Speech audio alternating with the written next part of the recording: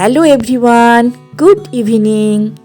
আজকে আমার ইভিনিংয়ের কাজকর্ম তোমাদের সঙ্গে শেয়ার করার জন্য এই নতুন ভিডিওটা নিয়ে হাজির হয়ে গেছি। তোমাদের সকলকে আমার এই নতুন ভিডিওতে জানালাম অনেক অনেক স্বাগত। তোমরা সবাই ভালো আছো তো? আমি আশা করব তোমরা নিশ্চয়ই সবাই খুব ভালো আছো, সুস্থ আছো, অনেক বেশি আনন্দে আছো। আমরাও কিন্তু বেশ ভালো আছি। আমি মলি আজকে আবারও চলে এসেছি তোমাদের সামনে। যারা যারা আমার এই ছোট্ট ভিডিওগুলো দেখো তাদের সকলকে আমার তরফ থেকে অনেক অনেক ধন্যবাদ জানালাম। চলো তোমাদেরকে সাথে করে নিয়ে আমার ইভিনিংয়ের কাজকর্মগুলো শুরু করে দিই। সব থেকে আরামদায়ক যে জায়গাটা সেটা হচ্ছে বিছানা। এই বিছানাটাকে প্রথমে আমি দেখো গুছিয়ে নিলাম। আর আমার মেয়ে তো আগে থেকে বিছানার মধ্যে উঠেই বসে রয়েছে, আর হাতে রয়েছে একটা ক্যাকটাস খেলনা, যেটা বাচ্চাদের যেটা খুব পছন্দের খেলনা। ওরা যা বলবে সেই জিনিসটা ও নকল করে করে বলবে। দুপুরবেলা যে সমস্ত জামা কাপড়গুলো মেলা থাকে বাইরে, যেগুলো শুকিয়ে যায়, সেগুলোকে এনে না সঙ্গে সঙ্গে আর ভাঁজ করা হয় না। সেগুলো প্রথমে আমি চেয়ারে রেখে দিই, তারপরে বিকালবেলা আস্তে ধীরে সেই জামা কাপড়গুলো গোছাই, যেটা আজকে আমি এখন করছি। আর আজকের বারটা তোমাদের সঙ্গে শেয়ার করতে একদম ভুলে গেছি।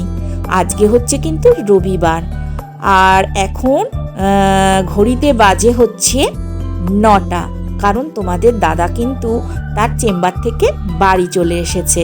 আর আমিও গেছিলাম মেয়েকে নিয়ে গান শেখাতে। সেখান থেকে আসার পরেই এই সমস্ত কাজকর্মগুলো শুরু করে দিয়েছি।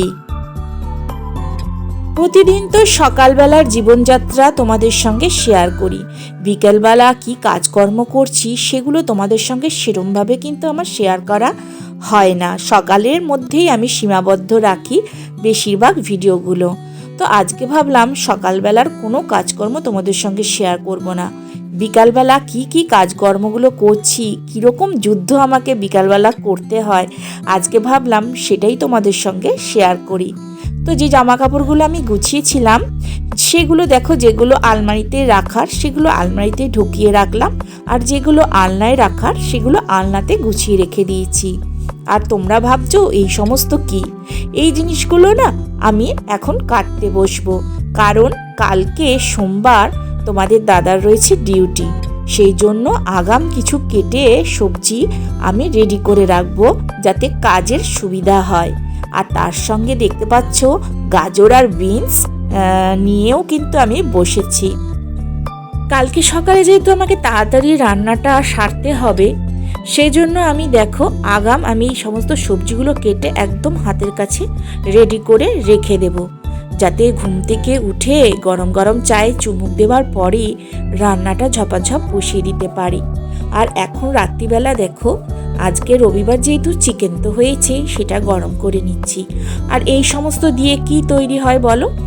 একদম ঠিক, তোমরা যেটা ভেবেছো সেটাই। হ্যাঁ, ফ্রাইড রাইস। আমি ফ্রাইড রাইস তৈরি করছি এত রাত্রে, তখন বাজে প্রায় 10:30। আমার মেয়ের বায়না করছে সে ফ্রাইড রাইস খাবে। ঘরে কিন্তু একদমই ফ্রাইড রাইসের চাল ছিল না, সবজিগুলো ছিল। তো সবজিগুলো কেটে তাড়াতাড়ি করে আমি যে ভাতটা করেছিলাম সেই ভাতের থেকে কিছু ভাত নিয়ে আমি মেয়েকে ফ্রাইড রাইস করে দিয়েছিলাম। আর তারপরে দেখো এখানে এখন আটা মেখে নিচ্ছি। ছেলে খাবে রুটি। বললাম না, আমাদের বাড়িতে এক একজনের এক এক রকমের বায়না চলে। আজকের আমার এই ভিডিওটা এইটুকুই রইল।